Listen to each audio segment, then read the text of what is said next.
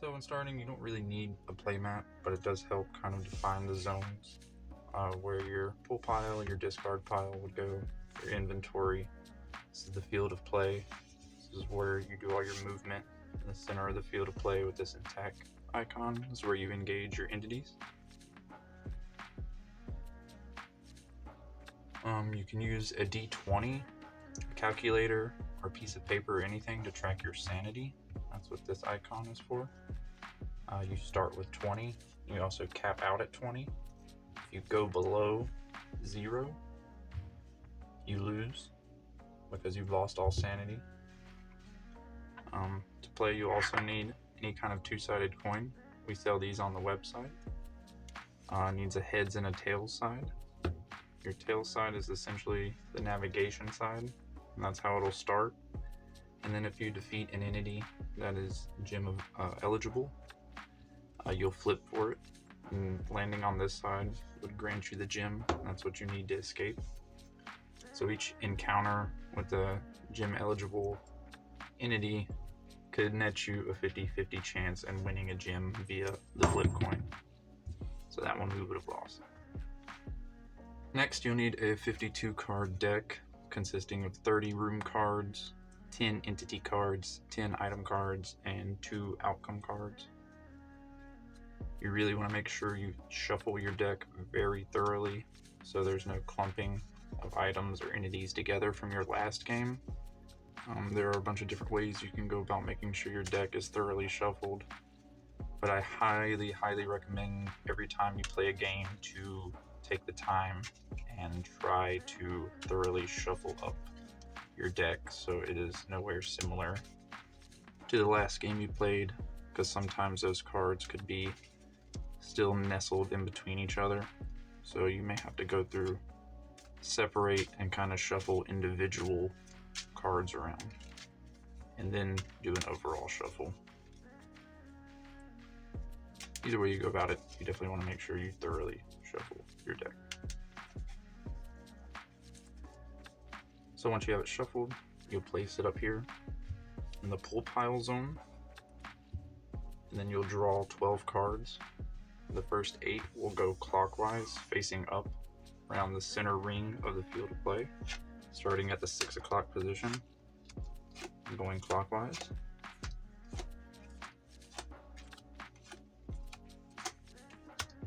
One, two, three, 4 cards to your deck in hand, which you can set off to the side for now.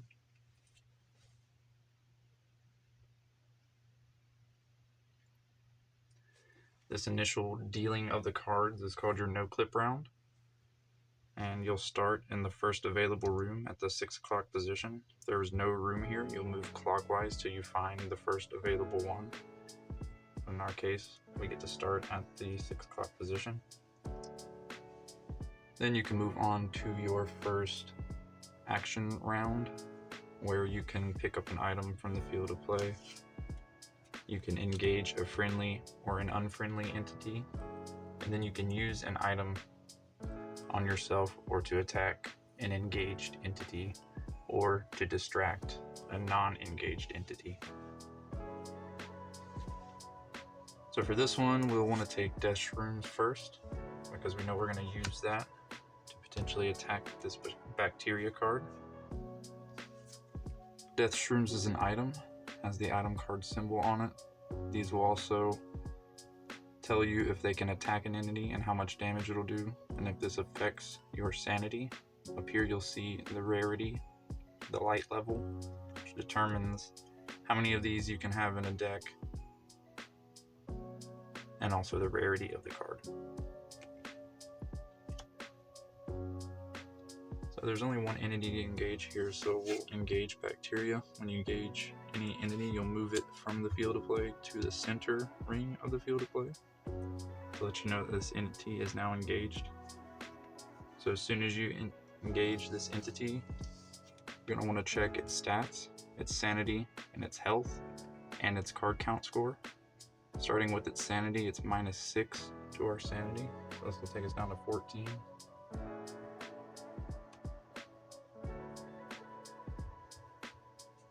And then it has 6 health, So we know we'll need something that does up to 6 damage or a combination of items to do 6 damage.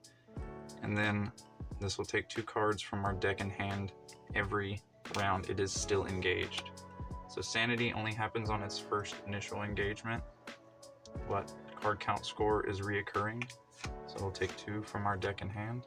Those go to the bottom of the pool pile. Now we are left to decide on if we wanted to use an item or a combination depending on what we have. Luckily I pulled the item that we need to defeat this entity. Death Rooms does have a negative effect on our sanity, but does do 6 damage. So let's go ahead and adjust our sanity down. That'll take us down to 8. And this would in turn defeat this entity. So we would discard Death Rooms. And typically we would discard this entity as well, but Bacteria is a special entity that never gets destroyed and will get shuffled back into the pool pile. So when that happens, you'll put it back into the pool pile. You can either put it on top or somewhere in the center randomly. And then you can just quickly do a shuffle of your pool pile.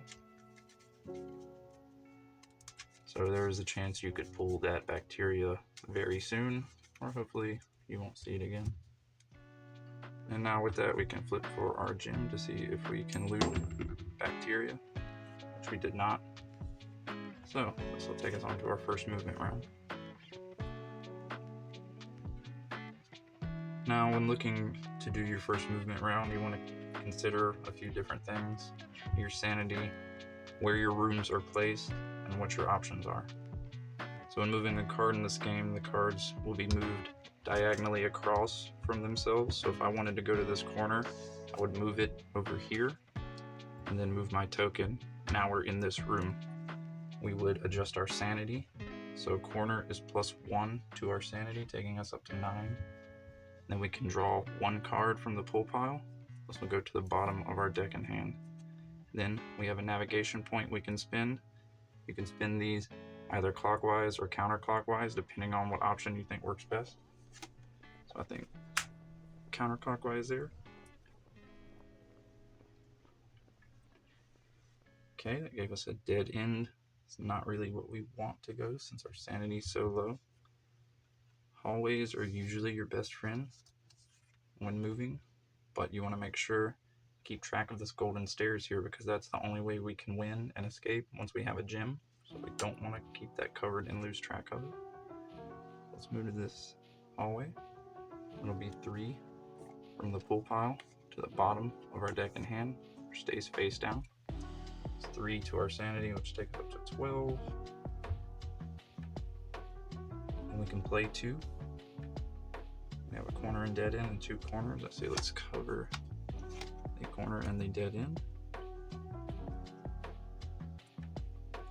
Okay, so now we're on to our action round. Once the cards have been dealt, we are free to do any of the few things that we can do: engage a friendly or an unfriendly, and pick up or use an item. So let's pick up this item. It's a very strong item. It does up to 7 damage and can return the same amount of damage it does back to your sanity. And then there's no entities to engage, so we're just going to keep moving. That ends the action round, takes us to another movement round. So then from here on out, you're just cycling between these movement and action rounds, hoping to obtain the gem until we can hopefully get back to the stairs and escape. Let's move to this corner. Once again, moving diagonally back here, moving our gem. 1 from the pool pile, +1 to our sanity. Take us up to 13. Then we can play 1. We'll play there. And no more items, no entities, so let's go ahead and take this hallway, because this will be the quickest way for us to be able to get cards onto the field of play and get our sanity built back up. So let's play 1 there, 1 there. And still no options as far as items or entities, so let's take this corner here, plus 1 from the full pile to the bottom of our deck in hand, plus 1 to sanity. So up to 17. And let's play 1 here. So we got an item we can pick up, but no entities to engage. We could leave this item here and cover it, come back to it if we had several items to pick up, but we don't, so it's going to be smart for us to go ahead and just collect these items and hold them till we can use them. So let's keep running to this hallway for now. So you can see this strategy of going to this hallway is going to be, I think, the best way for us to keep getting cards on the field. This fills up our sanity to max. And now we can just continue to lay cards down. Okay, so with that, we just played what's called a permanent card. This one is called the Void. This card can no longer be moved or covered. And with that, it takes one item off the field of play or from our inventory, takes it straight to the discard pile. So you can think of the permanent card kind of like an obstruction on the field of play that you need to strategize around and kind of think of different ways to still use it potentially to your advantage, but is definitely something that is going to limit your movement. So we're going to sacrifice this Liquid Pain and we're going to keep moving. So now we can't move dead end anywhere, so this lane is essentially shut down for us. So we have to be careful when we play cards here. Luckily, we know the Golden Stairs is here. So if the Golden Stairs gets played across from the Void, it kind of locks us out of this game and makes us do an entire deck out of our pull pile to reset and do a new no-clip round. So the game's technically not lost if the Void comes out across Golden Stairs, but you will have to trek through the entire deck of your, or you will have to trek through your entire deck to be able to reset to hopefully get the stairs placed in a different spot. So anyway, now we just have to be aware of that. We can place cards around it, but we cannot place cards on top of it, and that will take one of our navigation points when going there. So for example, I'll take this dead end, show you. So we'll travel to this dead end, takes 1 from the pull pile. It'll be -3 to our sanity, takes down to 17. So we have 1 navigation point we can spend. We can do 1 here, or we would play up here. And if we wanted to play here, we can't. So the card stays in our deck in hand, but the movement does not change. So we are not being able to progress the game any further, but we are not being technically penalized for it. So that's kind of where the strategy of playing around the Void and permanents come in, where it doesn't necessarily always hurt you, but it will limit your abilities in certain ways, or you can use it to a strategic advantage if you're smart. So with that, I won't play a card there, because if it was me, I don't need to build up my deck in hand. I would want to play this card over this hallway. So we played a Scarebax, which is a pretty interesting card that does a few different things. You can use it to distract an entity, or you can use it on yourself to get an extra item. If you say had 2 items onto the field of play, you could collect an extra item, or you could also use it to get an extra flip whenever you defeat an unfriendly entity. So it does a few different things. I mainly use it as a distraction item. So let's go run back to this hallway. I want to keep getting items on our cards onto the field of play. So max our sanity. Let's play here, avoiding playing where the Void is if we don't have to. So we drew Punctured Wall, which we cannot go through unless we have the Shrink Drink to be able to fit through.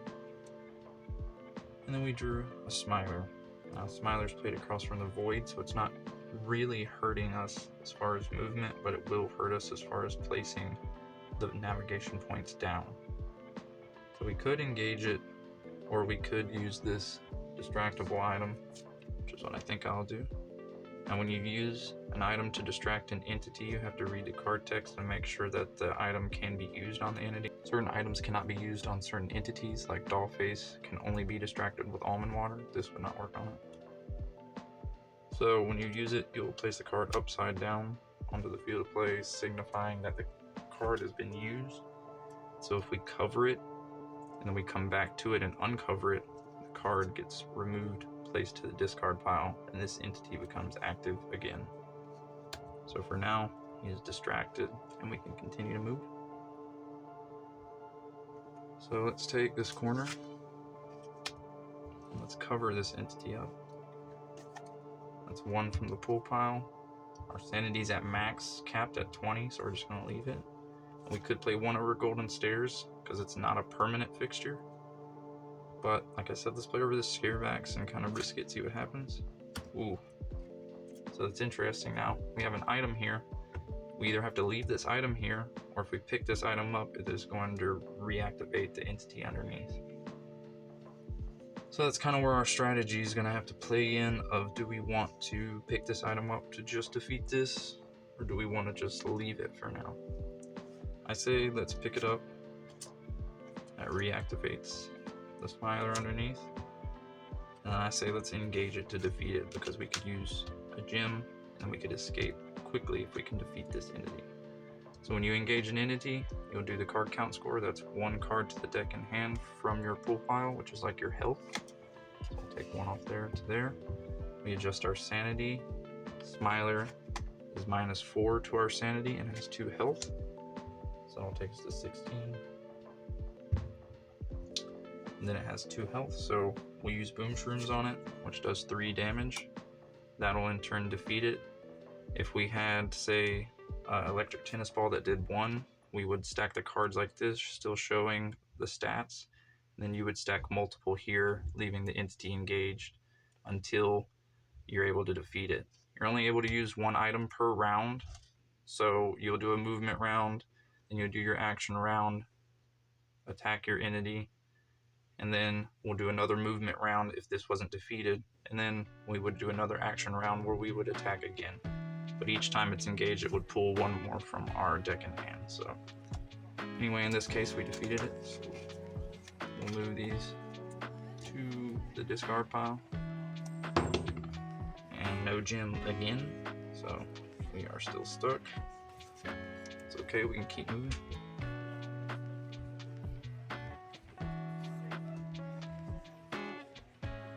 Let's take this hallway again. 2, 3 from the pool pile to our deck in hand. Take us up to 19. And let's play 2 navigation points. Now once again, I could play 1 there and then eat up my second one with the void, but I want to get cards onto the field so I can get this gem and get out of here. So we'll play 2 cards like that. No entities, but we did get an item, so let's go ahead and collect that. So there's no point not to at this point. And let's keep moving. Now, I only have 4 hallways in my deck, so when I get these, they are very useful for us for movement. So you will see me use them if I have the option. But having too many of these in a deck can make your deck in hand get way too big, and you'll have to deck out more often. But these are things we learned as we play tested, so the game is still constantly being worked on and updated as we learn from playing. So we got Bacteria out again. We do have the Scarlet of Hearts, or we could distract it with Almond Water. It's a tough choice. I kind of want to distract it because if I use this good item and another strong entity comes out, we won't be able to defeat it. But if I go ahead and defeat it, we could get to the Golden Stairs real quick. So maybe let's try it. So we've engaged him before, so we know it's -6 to our sanity, which will take us down to 14. It's the only time that'll happen. That's 2 from our deck in hand to the pool pile, to the bottom. And now we can engage. So the Scarlet of Hearts, like it says, it's an interesting promo from February of last year, but it does up to 7 damage. It does the exact amount of damage up to 7 that a card does. So let's say Bacteria has 6. This does 6 damage and restores that 6 sanity it took immediately back. So we don't even take the hit on sanity. But once again, that discards that, and bacteria never dies. So we put bacteria in here, we shuffle it up, and we hope we don't see it again. But as you've seen, it does come back often. Alright, so let's flip for our gym. We're up here. And we just cannot seem to get out, can we? Alright, let's take this hallway here. And 1, 2, 3 here. Sanity's at cap. So let's play 1, 2 here. We got Shrink Drink, which is good. We could go through that punctured wall, or we could save it and just sneak past an entity, which will most likely be what I use it for, depending on what entities come out. But we really need more attack items. So let's run this hallway again, because I really want to get cards onto the field. It's 1, 2, 3. Taking hand, Sandy's cap. Play 1, 2. Okay, we've got Lindy's Memento, which is essentially useless for us because both portals are already onto the field of play. So I'm just gonna collect it and get it off the field, but we can discard it later. And let's see. And let's see. Still think going hallways. I'm gonna have to cover this one. It's alright. Pitfalls is a fun one. We could throw entities and items down that, which at this point we don't want because we need to get a gym, so we really only want to cover this with rooms. We don't have much of an option right now. Let's take this dead end. I think that's my best bet right now. It's 1 from the pull pile, -3, takes to 17. We can play 1, let's cover dead end with another dead end. Then let's run this hallway again. And that'll be 3 from the pull pile, +3 to the sanity. And we'll play 1, 2. What an interesting time we got now. We have 3 essentially permanent cards onto the field, as the Pitfalls works like the Void and cannot be moved. Can only be played over top with rooms, so at this point we are a bit stagnant for our movement. So the only option right now is dead end, because we can't move the Void. We're already here, and you cannot move a room that you're already in, nor can you move to the room across from it. This is a permanent, so we can't move it, just like the Void. And we can't move that there, so the only option is to take this dead end again. 1 from the pull pile, -3 to our sanity. And we'll play 1. It's Brawlix.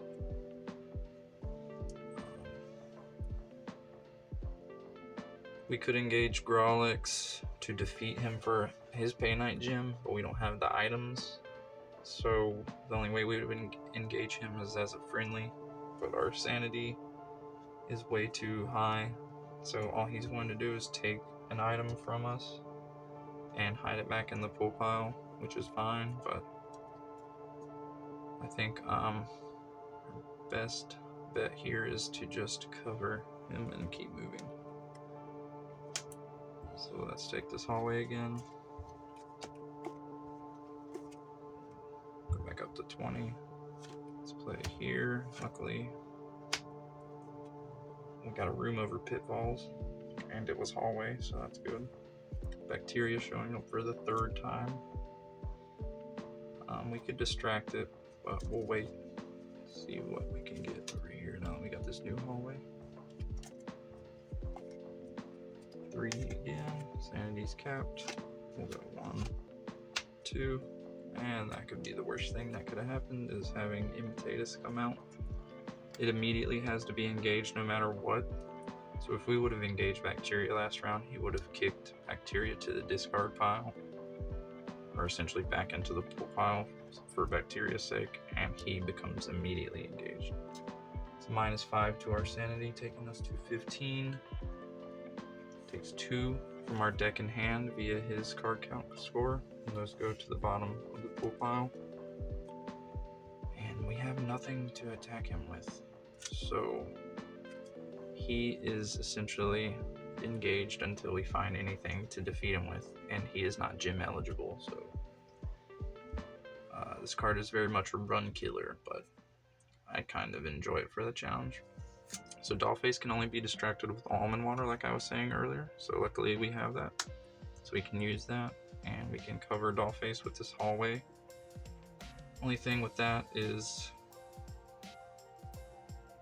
whenever we want to move that hallway to go travel again, it is going to reactivate that. We don't really want that, but we don't have much of an option, because if we go this dead end, it's only going to cover that hallway up, and we don't want that. So let's take 3 from the pool pile, +3 to our sanity, and we'll play. I wanted to play 2, but we can only play 1, and the other has to be eaten up. So let's cover dead end, and we would play 1 for Bacteria, but we can't. That ends that movement round. So now we're on to our action. Imitatus will take 2 from our deck in hand. And what I think I can do is use Shrink Drink to get past Bacteria. And we will keep moving. I have 3 hallways on the field, which is pretty nice, but my movement is so limited. Let's risk this hallway, which I don't think I should have done. Thinking about it now, I probably should have taken this hallway, maybe. That's okay, we'll just run this. So 1, 2, 3. This will cap us back out at 20.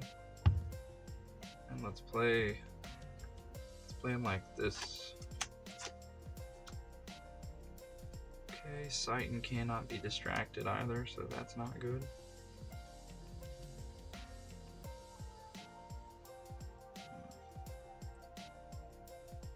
We don't have a lot of options. Alright, so Imitatus takes the 2 from our deck in hand, back to the pool pile.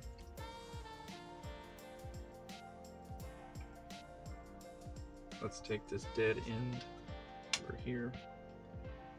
So 1 from the pool pile, -3. 17, and let's play 1 up here. I was really hoping that was going to be an item.